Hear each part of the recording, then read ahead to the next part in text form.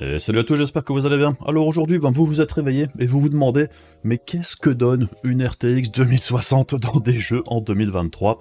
C'est ce qu'on va observer juste après la petite sponsor, allons-y, c'est parti. Vous avez acheté ou monté un nouveau PC, vous avez besoin d'une clé Windows ou de la dernière version d'Office, alors n'hésitez pas à profiter des offres de chez Godil24, avec par exemple 50% de réduction sur les clés Windows avec le code de la chaîne VCG50, et si vous cherchez la dernière version d'Office ou un bundle Windows plus Office, vous pouvez avoir 62% de réduction grâce au code VCG62. Et sur le site, vous trouverez en bas de la page de l'offre les instructions pour passer commande avec toutes les étapes et comment utiliser leur moyen de paiement par PayPal. Et une fois le paiement validé, en quelques minutes, vous recevrez là où les clés que vous avez commandées par email, ainsi que les instructions pour les utiliser, donc pensez bien à vérifier dans votre répertoire spam, au cas où le mail s'y trouverait, et si vous rencontrez un problème quelconque, n'hésitez pas à contacter l'assistance 24h sur 24, 7 jours sur 7, qui vous accompagnera en cas de problème.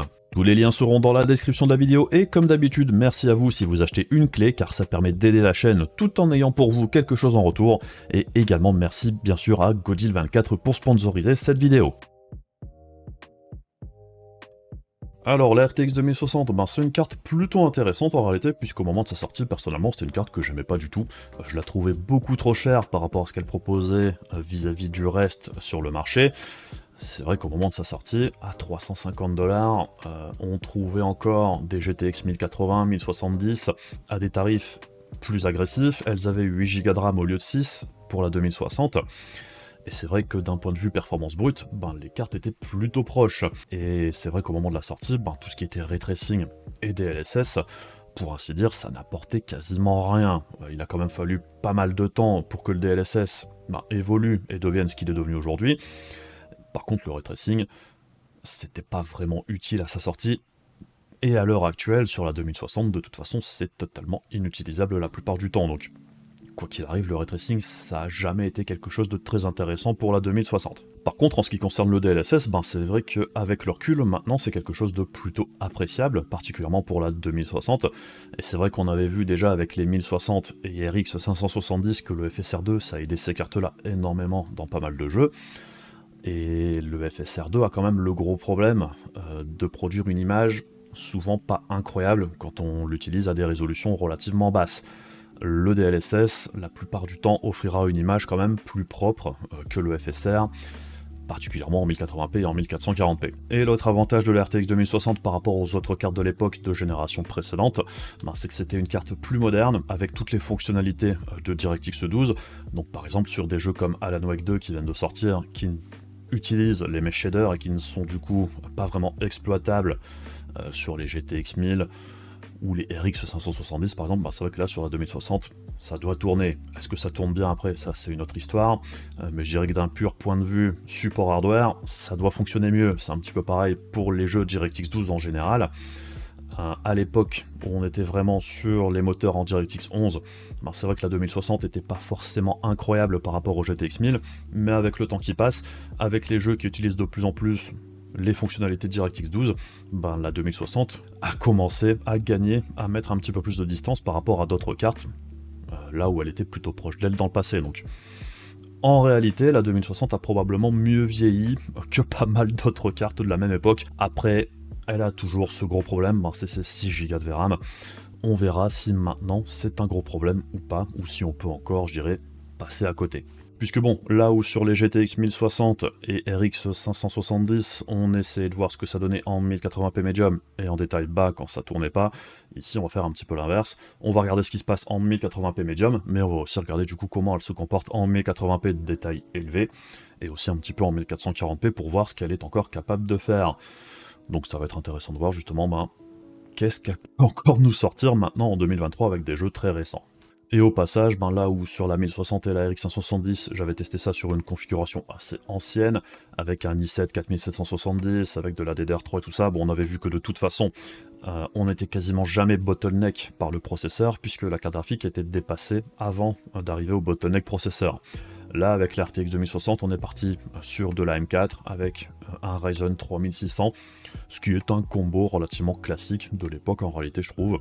Ryzen 2600, 3600 avec une RTX 2060, c'était pas spécialement déconnant.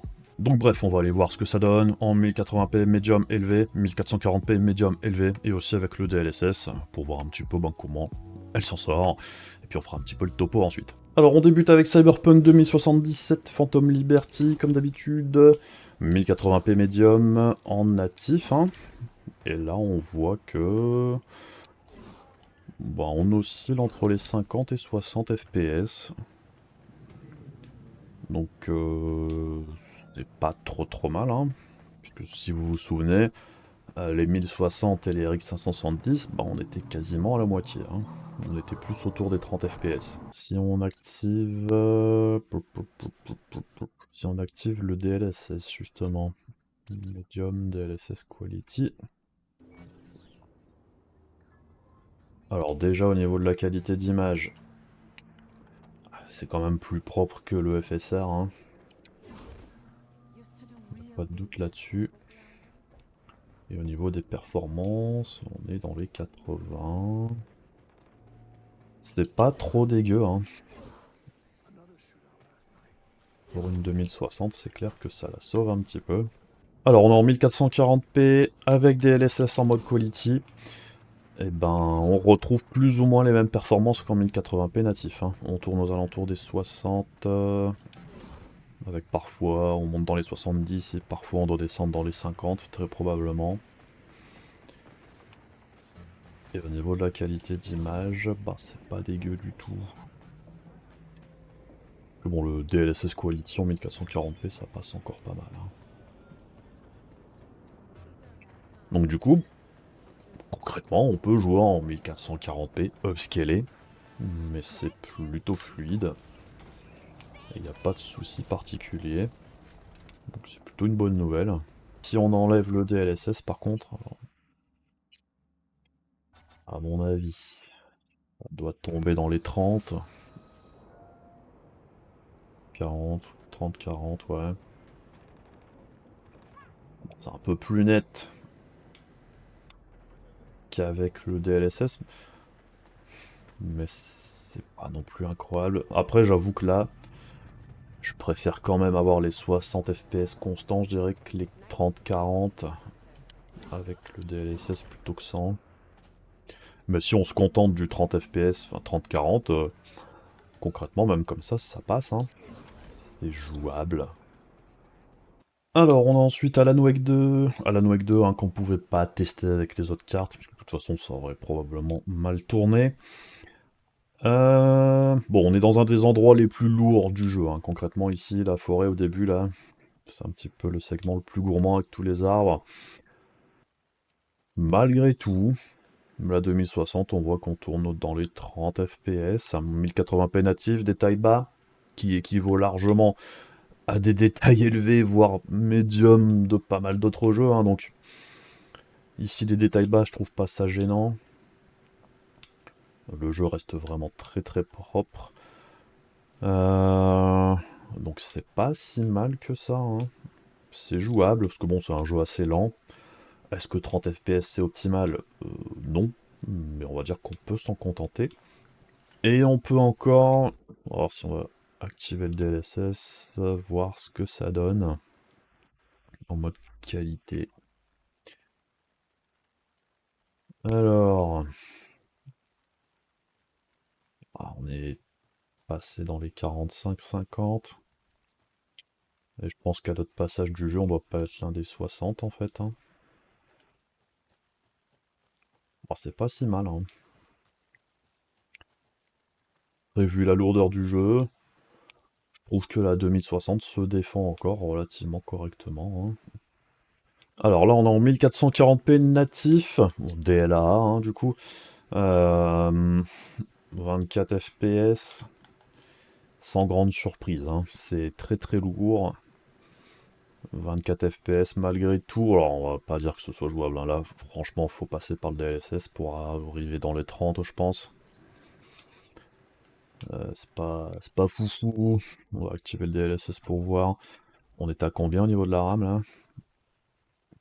90%, ça va, hein. On n'est pas loin de saturer, mais on n'y est pas. DLSS qualité. Ça nous donne quoi? Dans les 35. Tout en sachant qu'on est un des endroits les plus lourds du jeu. Si on est ok avec 30 FPS environ, si on cap à 30, ça doit pouvoir le faire. Bon alors là on est en DLSS performance en 1080p. Bon c'est un peu crade hein, quand même, là j'avoue que c'est pas terrible du tout. Je descendrai pas en dessous du mode quality, hein. Ça c'est vraiment en 1080p un petit peu la barrière. Je préfère avoir un peu moins de performance et d'avoir quelque chose de beaucoup plus propre quand même. Surtout que là bon, on a toujours des chutes dans les 40. Ça vaut pas vraiment le coup, hein. En vrai c'est jouable, hein. C'est jouable. C'est le principal. Alors sur Baldur's Gate 3, bon, on est toujours en 1080p medium pour commencer. Ce qu'on peut observer ici, c'est déjà qu'au niveau de l'utilisation du GPU lui-même, on est à environ 80%. Tout simplement, ça veut dire qu'on est limité ici par le processeur plus que par le carte graphique. Ce qui n'était pas le cas, par exemple, quand on testait avec la 1060 ou la RX 570, qui n'était pas assez performante par rapport au processeur qui était attaché. Ici, c'est pas le cas. Ici, la 2060, elle est bridée en fait par le Ryzen 3600, tout du moins dans cette partie-là du jeu.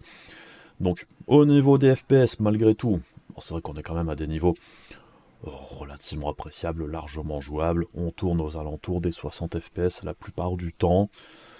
C'est pas si mal. Donc en réalité ici, quand on est limité par le processeur plus que par la carte graphique, en fait on peut tout simplement augmenter les détails graphiques, puisqu'en gros, c'est plus ou moins gratuit. Tant qu'on n'est pas limité par la carte graphique elle-même, ça veut dire qu'on peut monter les détails un petit peu plus haut. Et puis d'ailleurs, c'est ce qu'on va faire. On va passer en mode de détail élevé, et on verra un petit peu ce que ça va nous donner. Alors on est maintenant en 1080p de détail élevé, on peut voir qu'au niveau de l'utilisation de la carte graphique, on est toujours en dessous des 100%, même si on s'en rapproche beaucoup plus qu'avant. Là on tourne entre 80 et 90. Et le jeu est quand même significativement plus propre, particulièrement sur sa distance d'affichage des textures, où c'est un petit peu moins flou au loin. Donc c'est toujours appréciable, mais ici encore une fois, on voit que les performances sont pas changées énormément en réalité, tout simplement parce qu'on est toujours limité par le processeur. On va voir ce que ça donne en 1440p, là à mon avis, on va taper la limite de la 2060. Donc là on est en 1440p, et bien on peut voir que maintenant la barre d'utilisation de la carte graphique, on oscille entre les 100% et les 90, avec toujours des petites chutes hein, évidemment, puisque c'est un endroit très très très lourd pour le processeur. Bon, ça reste jouable hein, en réalité. Il n'y a pas de gros problèmes particuliers, je trouve. Donc, sur ce jeu-là, alors certes, on n'aura pas les 60 FPS constants, mais c'est pas forcément de la faute de la carte graphique. Ici, on est un petit peu plus limité par le processeur. Bon, alors Assassin's Creed Mirage. Bon, j'ai toujours ce problème avec la carte de capture, du coup, ça fait un truc énorme au niveau de l'overlay.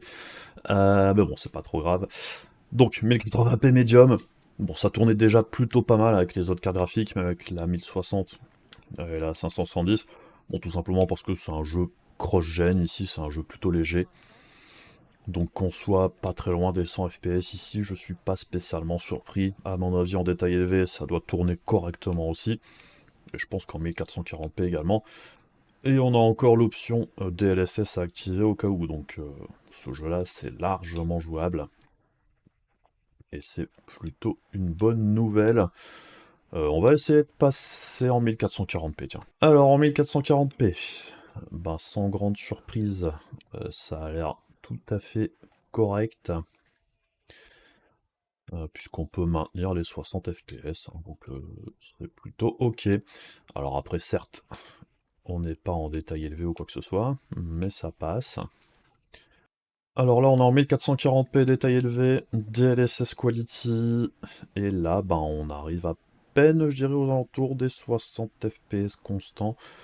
Donc c'est quand même un bon cran plus gourmand qu'en détail médium. Après, est-ce que ça change grand-chose au niveau des graphismes? Le médium était pas trop dégueu. Et à choisir, je préfère rester en médium et avoir de meilleures performances. Mais bon, c'est exploitable, hein. Si on a envie de jouer comme ça, on peut jouer comme ça. Par contre, en natif, on doit perdre quand même pas mal de perf. Je dirais que là, le problème pour moi, comme on peut le voir, c'est qu'on est un petit peu à la limite, je pense, de la VRAM. Là, on a 97% d'utilisation, donc on a des petits stutters. Et je pense qu'en natif, ça doit être encore pire. Alors on est maintenant sur Resident Evil 4 Remake en 1080p Medium. Bon, c'était déjà un jeu qui tournait plutôt bien sur les 1060 et même la RX 570. Là, on voit qu'on est quand même confortablement au-dessus des 60 FPS, on est dans les 70-80, donc pas de soucis particuliers, j'avais pas de gros doutes là-dessus. Par contre, on sait aussi que c'est un jeu qui peut être très gourmand du point de vue VRAM si on augmente les détails. Là, on est à 75%, donc c'est encore ok, largement. On avait aussi vu que c'était un jeu qui était pas franchement terrible au niveau de l'upscaling en 1080p, puisque le FSR2 en 1080p, ça rendait le jeu très très flou, donc j'étais pas très fan. Là, la bonne nouvelle, bon, c'est qu'on n'a pas du tout besoin de l'activer, parce que là, on est confortablement au-dessus des 60. Donc c'est pas dégueu du tout. Curieux de voir ce que ça donne par contre en 1440. On va essayer. Alors en 1440p, on est maintenant en dessous des 60 fps constants. Bon là on est en natif. On est vraiment pas très très loin, hein, mais on n'y est pas. Ce qui est un petit peu dommage. Malgré tout, bon, dans les 50 fps c'est plutôt jouable. Hein. Est-ce que ça vaut le coup d'activer l'upscaling? On va regarder. On voit qu'au niveau de la VRAM, on est toujours ok, on est dans les 80%, donc pas de soucis particuliers ici. Et on va voir si avec le FSR, c'est moins dégueu qu'en 1080p. Hop, donc là on repasse au-dessus des 60 fps. Bon, on voit que ça a rendu le jeu un petit peu plus flou, mais c'est beaucoup moins désagréable qu'en 1080p. Donc ça c'est plutôt une bonne nouvelle. On va dire que c'est exploitable. Encore un jeu qui tourne sans gros problème en 1080p. En 1440 avec de l'upscaling, ça passe. On est autour des 60. Et ça semble être le cas pour la majorité des titres. Bon alors on est maintenant sur Starfield. Alors c'était un jeu qui posait quand même beaucoup de problèmes avec la 1060 et la RX 570. Puisque c'était un des rares jeux où on n'arrivait pas à avoir au moins 30 FPS. Là on voit qu'avec la 2060, on est en 1080p médium. Bah on n'est pas aux 60 FPS. Donc c'est encore une fois un jeu très très très gourmand. Et on voit que c'est pas non plus forcément la faute du Proco, même si là on a une petite chute de FPS pas sympathique. Alors on voit qu'au niveau de l'utilisation GPU, on tourne aux alentours des 100%, donc il y a peut-être des moments où le processeur va coincer, mais ce sera pas la norme on va dire. 40 FPS de moyenne. Alors en 1440p, on a perdu à peu près 10 FPS. Parce que là on tourne aux alentours des 30. Malgré tout, ça reste plus fluide qu'avec la 1060 ou la RX 570. Donc bon, on peut dire que la 2060 s'en sort pas si mal que ça, avec un jeu aussi mal opti. Donc c'est correcto sans plus. Hein. Après, je pense qu'on peut jouer. Est-ce qu'on peut activer le DLSS? Parce que oui, il y a eu le patch DLSS sur ce foutu jeu. DLSS, upscaling, DLSS quality. Clac, clac, clac. Et on a gagné un petit 5 FPS. Allez, on est dans les 40-45. Donc comme bien souvent, on retourne plus ou moins au même perf qu'en 1080p natif. Ici un petit peu plus net aussi dans l'ensemble. C'est pas incroyable hein, quand même. Le jeu est quand même particulièrement gourmand. On va essayer en 1080p avec DLSS d'activer pour voir. Bon alors là on est en 1080p medium avec DLSS quality. Bon c'est un peu plus fluide. Si on peut dire ça comme ça. Parce qu'on est autour des 55 FPS, on n'est pas très loin des 60. C'est quand même un petit peu mal. Ouais, une petite chute de FPS qui fait pas plaisir. Oh, c'est pas beaucoup mieux qu'en natif. Par contre, on voit qu'on commence à un petit peu brider le process. Enfin, on est un peu bottleneck par le processeur à un certain moment, puisque là on voit que le GPU est pas toujours à 100%. Donc en réalité, même là, le Ryzen 3600 a quand même du mal à fournir beaucoup plus que ce qu'il fournit ici. C'est quand même intéressant. Donc c'est compliqué, hein. Bref. Bon, c'est jouable, hein. Après Starfield... Starfield, quoi. Bon, alors on est passé sur Dead Space en 1080p médium. Alors c'était déjà un jeu qui était compliqué avec les plus petites cartes pour avoir les 30 FPS. Là on voit que ben, on a du mal à maintenir les 60 ici, hein. Donc jeu quand même très très très gourmand. Malgré tout, on a toujours l'option DLSS. On peut baisser encore un petit peu les détails. Donc il doit y avoir moyen d'avoir les 60 FPS constants. On va essayer avec le DLSS pour voir. Mais du coup, le 1440p ici, c'est peut-être un petit peu chaud. DLSS Quality. Alors, on avait vu que avec le FSR, fallait attendre un petit peu. Là, ça fait un peu le yo-yo. Bon, là, du coup, on est passé au-dessus des 60, effectivement. À choisir, hein. Si on veut avoir les 60 FPS, on va jouer comme ça. En enlevant les grains de film aussi, parce que là, c'est quand même un peu grossier. Bon, c'est jouable hein, pour du 1080p 60, avec des LSS pour le coup ici. Donc pas idéal. Là en 1440 à mon avis, on doit être plus aux alentours des 30 fps. Donc un petit peu dommage. Mais bon, c'est exploitable. On va essayer de le mettre en 1440 avec des LSS. Alors 1440 medium, DLSS activé en mode quality, ben on est quasiment au même perf qu'en 1080p natif. C'est le même constat dans quasiment tous les jeux. Bon, bah, c'est exploitable hein, en fait, c'est jouable. Après, on sera pas aux 60 constants. Je pense que c'est ça qu'il faut retenir sur ce jeu-là. Mais c'est largement jouable aussi. Quelques petits... Quelques petits stutters, mais le jeu de toute façon stutter, hein. Ça c'est un de ces jeux Unreal Engine 4 à problème on va dire. Alors on est sur Lord of the Fallen. Alors c'est un jeu qui était quand même très très compliqué pour les 1060 et pour la 570 puisqu'il se lançait même pas sur la 570. Un jeu Unreal Engine 5. Alors on sait que ces jeux-là, les quelques-uns qui sont sortis sont très gourmands même si graphiquement parlant ça justifie pas des masses. Malgré tout, avec la 1060 on avait du mal à maintenir les 30 FPS dans ces conditions-là. Là on est quand même pas très très loin des 60 même si ouais, il y a des chutes dans les 45 comme on peut le voir ici. Un petit peu le même problème hein, qu'avec les autres jeux Unreal Engine 5, c'est que je pense qu'ici, il faudra passer par le DLSS pour avoir quelque chose de plus stable. Bon, du coup, on va l'activer. Alors, on a activé le DLSS en mode quality, et là, on voit que du coup, les FPS passent au-dessus des 60, hein, on est dans les 80, ce qui est plutôt pas mal. Et là, ça permet, à la 2060, d'avoir quelque chose de bien plus jouable.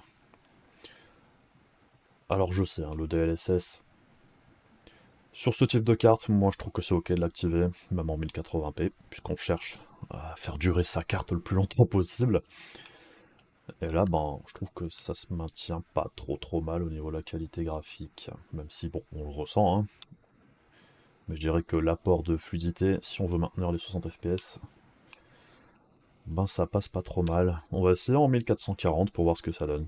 Alors là, on est en 1440p avec des LSS d'activer. Et là, bon, à mon avis, ça doit être à peu près pareil qu'en 1080p sans DLSS. Quand on va descendre, on devrait tomber dans les 40, enfin dans les 40-50, ouais. En dessous, ici, c'est là où ça ramait un petit peu plus. Hop, ça descend 50-55. Bon, c'est un petit peu plus fluide que le 1080p natif quand même. Par contre, en natif, ça doit être un peu compliqué. Si on le désactive, à mon avis. Hop. Ouais, là, on passe dans les 30, hein. Là, j'avoue, à choisir, je préfère largement activer le DLSS que de pas le mettre. C'est quand même bien plus fluide. Donc intéressant aussi, hein, c'est que le jeu, au niveau VRAM, on n'a pas de souci ici, on est dans les 80% d'utilisation. Donc c'est pas trop mal. Mais bon, dans l'ensemble, le jeu est jouable, hein, que ce soit en 1080p, 1440p aussi. Évidemment, c'est mieux avec l'upscaling. Mais ça passe encore plutôt pas mal. On peut avoir du 60 FPS constant. C'est ok pour moi. Alors, sur Ratchet Clank Rift Apart, 1080p medium, bon, on tourne dans les 60. C'est pas mal du tout. C'est pas mal du tout pour la 2060 ici. On voit qu'on n'arrive pas très loin d'un 60 FPS constant. Alors après, évidemment, il y aura des petites chutes, mais c'est pas trop dégueu, hein. Donc là, 1080p medium, pour moi, ça passe déjà, hein. Je pense que si on veut maintenir un 60 constant, on peut peut-être faire des petites concessions. Mais c'est pas mal du tout. Si on passe en détail élevé, ça baisse un peu, mais c'est pas dramatique. Après, on avait déjà pu observer que le jeu perdait pas forcément tant que ça. Enfin, on gagnait pas tant de performance que ça en baissant les détails. Et on avait aussi vu qu'en 1080p détail bas, c'était plutôt propre encore. Bon, après là, j'avoue que autant jouer en médium, hein, à choisir. Je préfère le gain de perf. Après, le jeu bouffe pas mal de RAM quand même, hein. On est à 90% d'utilisation là, on est sur du 5 Go 3. Peut-être un petit peu de ça aussi. Bon, après, il y a Direct Storage sur ce titre-là. Je suis curieux de voir ce que ça donne si on active le DLSS. Alors, souvenez-vous, bon, on va voir d'ailleurs par rapport au FSR. Avec les autres cartes, hein, avec le FSR2, on avait vu que le néon là au-dessus, au-dessus du magasin, c'était un peu pixelisé quand on activait le FSR. Est-ce que ça fera la même chose avec le DLSS en 1080p aussi? DLSS Quality. Bah là, ça se maintient quand même mieux, hein. C'est plus propre. Parce que c'est vrai que le FSR2 sur ce titre-là, j'étais pas convaincu dans les basses résolutions, je dirais, parce que ça apportait beaucoup de grains à l'image. Là, j'avoue que le DLSS est quand même plus propre. On va mettre en 1440 vite fait pour voir. C'est vrai que le 1440 DLSS, c'est souvent plutôt correct, hein. Encore avec la 2060, je trouve. Ouais, là, on est à peu près au même niveau qu'au 1080p natif. Et la qualité d'image est quand même significativement plus nette que le 1080p natif. Donc, même encore là, hein, avec un moniteur en 1440, c'est pas mal du tout, hein, franchement.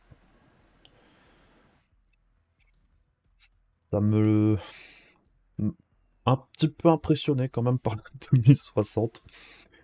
C'est que le DLSS aide beaucoup, mais franchement, on peut encore faire pas mal de trucs, hein. Et on est encore pas loin du 60 FPS constant, donc franchement c'est pas mal. Alors pour Hogwarts Legacy en 1080p medium, bon, bah, comme vous pouvez le voir ici, on tourne aux alentours des 90 FPS, ça passe largement, c'est un jeu cross-gen, donc on se doute que la charge graphique est un petit peu moins importante que dans certains autres jeux de 2023. Malgré tout, bon, ça fait quand même plaisir de voir que la 2060 ici s'en sort vraiment plutôt pas mal. Donc en plus de ça, on est très légèrement bottleneck par le processeur, puisqu'on voit qu'au niveau de l'utilisation GPU, on est en dessous des 100%, on est autour des 90 ici. Donc, ce qui veut dire qu'on peut très certainement monter les détails en détail élevé. Par contre, le problème ici, ben, c'est que la 2060 n'a que 6 Go de VRAM, et on sait que le jeu est quand même particulièrement du côté de la VRAM. En détail élevé, ça pourrait peut-être coincer un petit peu. Alors après, le jeu gère mieux ça qu'avant, mais ce qui risque de se passer avec des détails plus élevés, ben, c'est que les textures pourraient par exemple ne pas s'afficher correctement, donc on va essayer. On va passer ça en détail haut. Hop. Alors, du coup, on a un petit spike. On voit qu'au niveau de la charge d'utilisation GPU, on est dans les 99-100%. Bon, à mon avis, il y a toujours des moments où ça va descendre un peu. Bon, au niveau de l'affichage ici, ça a l'air correct. Par contre, c'est plus quand on va passer rapidement d'une zone à l'autre où ça risque de pas suivre. C'est ce que j'ai observé assez régulièrement, hein, même avec des cartes graphiques avec 8 Go de VRAM, quand on pousse tout à fond. C'est ce qui se passe souvent sur le jeu. Bon, malgré tout, on voit qu'au niveau des FPS, on est quand même un bon cran au-dessus des 60, donc 1080p détail élevé, j'ai envie de dire, ça passe la plupart du temps. Là, on a chuté un petit peu en dessous, quelques petits spikes de temps en temps, comme ici. Mais c'est pas trop mal dans l'ensemble. Alors, on est sur The Last of Us Part 1, 1080p détail médium comme d'habitude. Alors, ce qu'on peut observer ici, c'est qu'on tourne aux alentours des 50 FPS déjà, ce qui n'est pas énorme. Alors, ça va remonter un peu, on est autour des 60. Bon, c'est déjà beaucoup plus fluide que ça ne l'était avec les 1060 ou les RX 570. Donc ça, c'est déjà quand même une plutôt bonne nouvelle, puisque avec ces anciennes cartes-là, on atteignait déjà difficilement les 30 FPS avec le FSR d'activer. Donc là, c'est quand même beaucoup mieux. Et dans l'ensemble, c'est quand même assez jouable, même si on n'arrive pas aux 60 FPS constants. Je suis curieux de voir ce que ça donne si on active le DLSS ici. Donc là, comme vous le voyez, hein, déjà au niveau de la VRAM, ça nous dit qu'on est un petit peu borderline, puisqu'on a que 6 Go.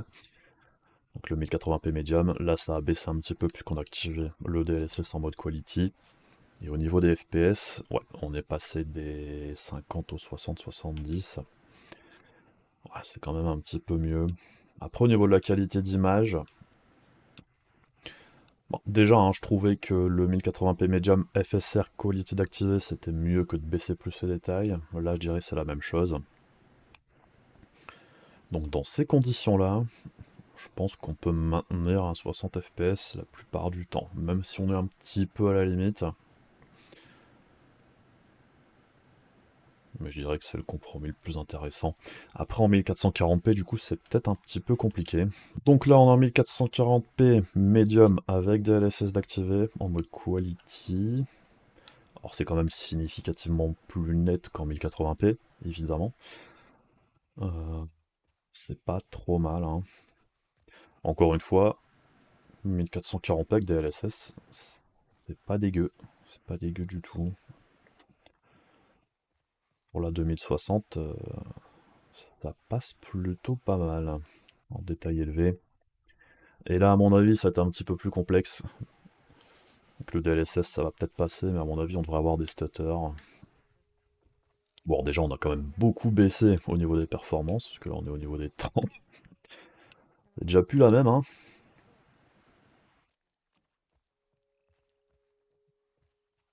Ok, là, on est dans les 40. Bon,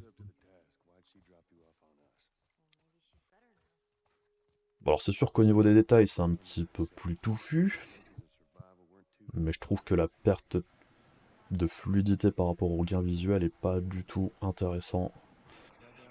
Donc c'est quand même largement mode jouer en détail médium avec cette carte là. Et si on enlève le DLSS, à mon avis, là ça va être un petit peu plus compliqué du côté VRAM. Attends, c'est là. Hop. Ouais, déjà là, on est dans le rouge maintenant au niveau de au niveau VRAM, donc ça risque de tout sauter. Pop, pop, pop, pop. Bon là on est plus aux alentours des 30. Ouais. On a eu un petit stutter. Ouais. Stutter VRAM, hein, ça c'est classique. Voilà. Donc là clairement on sature la VRAM. Les 6 Go sont plus suffisants. Mais j'ai envie de dire de toute façon, quoi qu'il arrive, personnellement à choisir, je préfère encore mettre le DLSS et avoir quelque chose de beaucoup plus fluide en mode médium que du quality avec des chutes. C'est largement préférable. Donc bon, c'est largement jouable, hein, je trouve. Pour ce jeu-là, ça passe sans trop de problèmes. Même si en 1440p, c'est un petit peu plus compliqué qu'en 1080. Mais en détail médium, c'est plutôt correct. Alors on passe maintenant sur Remnant 2, autre jeu Unreal Engine 5 du panel. On s'attend à ce que ce soit plus ou moins la même chose que Lord of the Fallen, hein, comme on l'a déjà vu avec les autres cartes graphiques en fait. 50 FPS en natif. C'est pas trop mal en réalité, hein. Je pense qu'avec la 1060 on tournait aux alentours des 25-30. Donc c'est quand même pas loin d'un x2, hein. C'est pas trop mal. Ouais. Alors après, on avait aussi vu sur ce jeu-là que le FSR était vraiment cracra. Après, j'ai envie de dire, le rendu natif est pas franchement génial non plus. Parce qu'il y a pas mal de ghosting. Donc le TA basique est pas franchement terrible non plus. Bon alors après, 50 FPS, ça un petit peu de mal à maintenir les 60 constants. Ouais, donc vous voyez là-bas au loin là, ça on l'avait déjà vu. Ça montre vraiment quelque chose d'instable au niveau du TA. On avait vu que le FSR c'était pas foufou. Si on active DSS en quality, c'est un petit peu plus stable, mais ça tremblote encore. En 1440p, ça serait peut-être mieux. Mais je trouve qu'au niveau de la qualité d'image, on n'y perd pas énorme non plus, hein. Et là, on a quand même gagné pas mal en performance. Encore une fois, c'est un petit peu comme Lord of the Fallen au niveau des perfs. Là, le 1080p medium avec le DLSS, on est quand même au-dessus des 60 FPS constants. Il n'est pas si mal que ça pour la 2060. Alors, 1440p DLSS Quality maintenant. Et là, bah, on n'est pas loin des 60. Bon, on a à peu près les mêmes perfs qu'en 1080p natif, hein. Toujours à peu près le même constat. Bah, là, vous voyez, c'est quand même bien plus stable qu'en 1080p. C'est quand même bien mieux. Ça tremblote encore un petit peu, mais ça passe. Et si on désactive le DLSS, qu'est-ce que ça donne?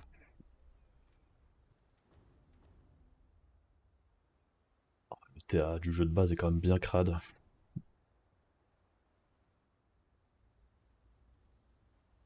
Et avec le FSR, qu'on me dise pas que je raconte de conneries, hein. DFSR Quality. Un peu mieux que le natif, quoique. Mais je trouve quand même que c'est le DLSS qui se maintient le mieux entre les trois ici, hein. Le DLSS. Ah, quand même, hein. Quand même. Bon, bah, je dirais que c'est comme dans la plupart des autres jeux. Si on veut avoir les 60 FPS en 1080p, on y arrive avec la 2060, même si parfois faut passer par le DLSS. 1440p, on n'en est pas très loin non plus. Donc c'est plutôt cool. Alors on enchaîne avec Jedi Survivor. Alors c'est un jeu où les petites cartes avaient quand même un petit peu de mal. Et bien là on voit qu'en 1080p Medium on est aux alentours des 60 FPS, hein. Donc dans l'ensemble on devrait s'en sortir. On a du petit stutter malgré tout, des baisses en dessous de 60. On a toujours l'option DLSS évidemment. Mais là j'ai envie de dire, on doit pouvoir s'en sortir sans trop de problèmes. Mais bon, il y a quand même des petites chutes qui font pas plaisir. Alors, bonne nouvelle, hein, le DLSS a été rajouté il n'y a pas si longtemps. Hop. Alors, ce que ça donne... on gagne quand même pas mal au niveau fluidité. Par contre, on voit que là, on est un petit peu bottleneck par le processeur, du coup. Et la première planète, hein, ça je l'avais fait, enfin je l'avais vu pendant mes tests sur le jeu lui-même. C'est un jeu, enfin surtout à quelques endroits, quand même très gourmand côté processeur aussi. Là on voit que du coup, le Ryzen 3600, on n'atteindra pas les 150 FPS avec, hein. Clairement pas. Mais bon, on est quand même largement jouable, hein. Parce qu'on n'est pas très loin des 100. Là on est confortablement au-dessus des 60. Et je dirais que le DLSS, ben, c'est pas dégueu. Alors, 1440p DLSS Quality. Bon, bah, on retombe à un niveau de perf équivalent au 1080p natif.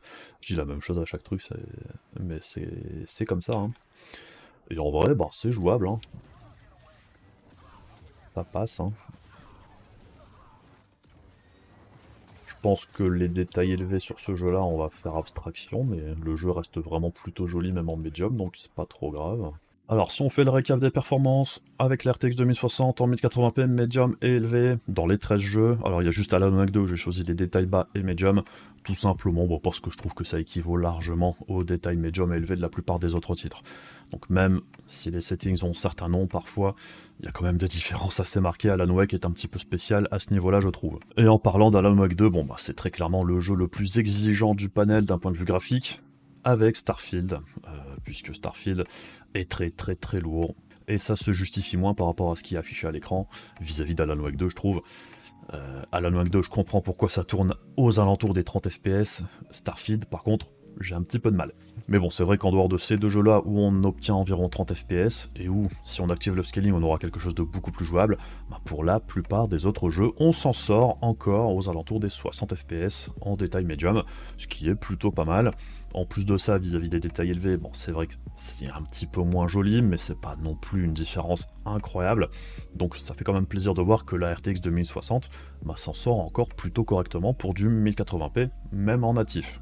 Et l'autre bonne nouvelle pour la RTX 2060 ici, bon, c'est qu'en réalité les 6Go de RAM ça la pénalise pas vraiment en détail médium, c'est plus un problème à partir des détails élevés dans certains jeux, et encore c'est relativement rare, ce sera plus les détails ultra où ce sera un problème, mais de toute manière, au niveau de la puissance brute, la 2060 n'est plus vraiment capable d'avoir quelque chose de très fluide dans ces cas-là, donc bon, c'est pas dramatique, ici les 6Go de RAM, on peut encore faire avec. Si on passe sur le 1440p dans les mêmes conditions, alors j'ai gardé la même échelle pour qu'on puisse voir un petit peu la différence, et on voit que très clairement c'est tout de suite beaucoup plus compliqué pour la 2060. Malgré tout, dans la plupart des titres, bah, on se maintient aux alentours des 30 FPS de moyenne. Par des jeux, ça passe encore. En détail médium, on est même plus souvent aux alentours des 40. Et le seul jeu qui dénote un petit peu dans l'histoire, bah, c'est Alan Wake 2, bien évidemment, puisqu'avec lui on est en dessous des 30 FPS de moyenne ici, sans grande surprise. Après, on a aussi Jedi Survivor où c'est un petit peu compliqué, Starfield encore une fois. Pour la plupart des autres jeux, ça reste relativement exploitable. Et pour le même test en 1440p médium élevé avec le DLSS en mode qualité d'activer, et bien là ce qu'on observe c'est que c'est tout de suite beaucoup mieux. Et là on retrouve à peu près les mêmes performances qu'en 1080p natif, c'est ce qu'on a observé dans les différentes vidéos de gameplay, et ça se retrouve ici très clairement. En détail médium, on retrouve plus ou moins le même niveau de performance. Ce qui est quand même une plutôt bonne nouvelle, puisque ça veut dire que la RTX 2060, en 1440p avec DLSS en mode quality, la qualité d'image est plutôt correcte la plupart du temps, elle s'en sort vraiment encore plutôt pas mal, même en 1440p. Pour la 2060, c'est vrai que d'avoir accès à l'upscaling, au DLSS ou au FSR comme dans Resident Evil par exemple, ça permet quand même à la carte d'avoir une seconde jeunesse, je dirais. Certes, dans certains jeux, on n'est pas au même niveau, je dirais, visuel que le mode natif, mais ça permet quand même d'avoir une bien meilleure qualité d'image que de juste baisser les settings en 1080p par exemple. Donc oui, on n'a pas 50 millions de FPS, mais pour moi ça reste tout à fait exploitable. Donc bref, en moyenne, c'est vrai qu'en 1080p médium, la 2060 s'en sort encore relativement correctement, on est aux 60 FPS de moyenne, c'est plutôt pas mal. En 1440p natif, c'est quand même un petit peu plus compliqué, sans grande surprise du coup, puisque là on tombe plus aux alentours des 40-45, avec l'upscaling d'activer, on remonte aux 60. En 1080p détail élevé par contre, là on est aux alentours des 50 FPS de moyenne. Personnellement, dans la majorité des jeux, je préfère quand même rester en médium, c'est largement plus avantageux la plupart du temps. En 1440p, ça devient un petit peu plus compliqué en détail élevé, puisqu'il y a certains jeux où on est un petit peu limité par la VRAM, mais bon, si on sait se contenter de 30 FPS environ, pourquoi pas. Avec le DLSS, là aussi, on remonte presque au même niveau de performance que le 1080p élevé, mais on n'y est pas totalement. Alors, la RTX 2060 dans l'ensemble, moi j'ai quand même avoué que j'ai été plutôt agréablement surpris. Je trouve qu'elle s'en sort encore plutôt correctement. Pour du 1080p medium 60 fps, elle y arrive encore dans la plupart des jeux. En dehors de quelques exceptions type Alan Wake 2, où là on est plus aux alentours des 30. Dans la majorité des titres, on est plus sur les 60. En détail élevé, par contre, c'est un petit peu plus compliqué. Là, on descend quand même assez rapidement. que ce soit à cause de la VRAM ou juste des performances de la carte qui sont plus suffisantes. Le 1440p, c'est un petit peu compliqué aussi en natif. Par contre, c'est vrai que la grande force de la 2060, c'est d'avoir accès au DLSS, et c'est vrai que ça lui permet d'obtenir quasiment exactement les mêmes performances qu'en 1080p, mais en 1440p upscalé. Et c'est vrai que si vous avez un écran 1440p, ça reste du coup plutôt exploitable. Et c'est un petit peu comme ce qu'on avait vu avec les GTX 1060 et RX 570, l'upscaling ça permet de maintenir en vie des cartes qui normalement seraient plus dépassées que ce qu'elles sont à l'heure actuelle, puisque ça permet d'avoir un compromis qualité d'image, fluidité plutôt intéressant, même pour des cartes plutôt anciennes. La 2060, mine de rien, ça a environ 5 ans, donc ça commence à dater quand même un petit peu. Mais c'est vrai que là où les GTX 1060 et RX 570, on voyait clairement qu'on est un petit peu au bout du rouleau, ça devient vraiment très compliqué dans les jeux récents. Là on voit que la 2060, on peut encore se dépatouiller de manière plutôt correcte, on a encore quelques leviers pour avoir plus de performance si on en a besoin. Donc la carte peut encore se maintenir pendant encore un petit moment. Et ça montre aussi quelque part qu'il y a aussi un petit problème au niveau des cartes d'entrée de gamme à l'heure actuelle, puisque pour upgrade d'une 2060, qu'est-ce qu'on achète? Qu'est-ce qui est vraiment intéressant? En réalité, il n'y a pas grand-chose, en dehors de dépenser quand même pas mal d'argent, puisque si on vise les RX 7600 ou 4060, alors elles sont plus performantes d'environ 35-40%, mais il faut quand même débourser 280, 330 balles, ça fait quand même une sacrée somme à débourser pour juste 30-35% de perf en plus. Du coup, pour qu'un upgrade soit intéressant, il faut viser les gammes du dessus, et là, il faut aller taper sur les 4070, voire 7800 XT pour avoir quelque chose de vraiment important au niveau du gap de performance, puisque même les 4060 Ti et les 7700 XT sont plutôt mal placés d'un point de vue performance-prix, donc ça donne pas spécialement envie non plus. Donc c'est vrai que si on a ce type de carte à l'heure actuelle, comme une 2060, alors il y a le marché de l'occasion, c'est là que c'est le plus intéressant je pense, là où on peut viser les 3060 Ti, ce genre de trucs là pour pas trop cher, mais est-ce que ça vaut vraiment le coup aussi? Pas tant que ça je trouve. Donc c'est vrai que c'est là qu'on voit que ça évolue pas énormément sur l'entrée de gamme, puisqu'entre la 2060 et la 3060, il y a quoi? Environ 15% d'écart. Entre la 3060 et la 4060, c'était aussi environ 15% d'écart. Au final, avoir si peu d'évolution à chaque génération sur cette gamme de prix là, ça empêche ceux qui voudraient voir quelque chose d'autre de passer à l'achat, puisque là, pour l'instant, c'est toujours pas assez intéressant. Il faudra peut-être attendre la prochaine génération pour avoir une carte aux alentours des 300 balles, qui soit vraiment intéressante par rapport à la 2060. Mais je dirais que pour l'instant, en dehors de ça, ça donne pas spécialement envie. Puisque bon, si on rajoute 35% de performance en plus sur les 60 FPS de moyenne qu'on a ici en 1080p medium, on arrive à peine à 80 FPS. Est-ce que c'est vraiment transformatif la plupart du temps? Pas spécialement, alors on est un petit peu plus confort, mais c'est pas non plus incroyable. Donc bref, je trouve qu'il y a vraiment un problème sur l'entrée de gamme à l'heure actuelle, et j'espère vraiment que ça va avancer un petit peu plus avec la génération prochaine, ou que les tarifs baissent un petit peu plus sur les cartes actuelles, qui sont encore quand même, je trouve, très coûteuses par rapport à ce qu'elles proposent. Enfin bref, je pense qu'on a fait un petit peu le tour pour aujourd'hui. Si la vidéo vous a intéressé et que vous voulez donner de la force à la chaîne, les trucs pénibles de YouTube, il y a également la page Ko-fi, ça m'aide énormément. Et puis sinon, on se retrouve très prochainement pour d'autres vidéos. Je vous fais des bisous, je vous dis à la prochaine. Salut!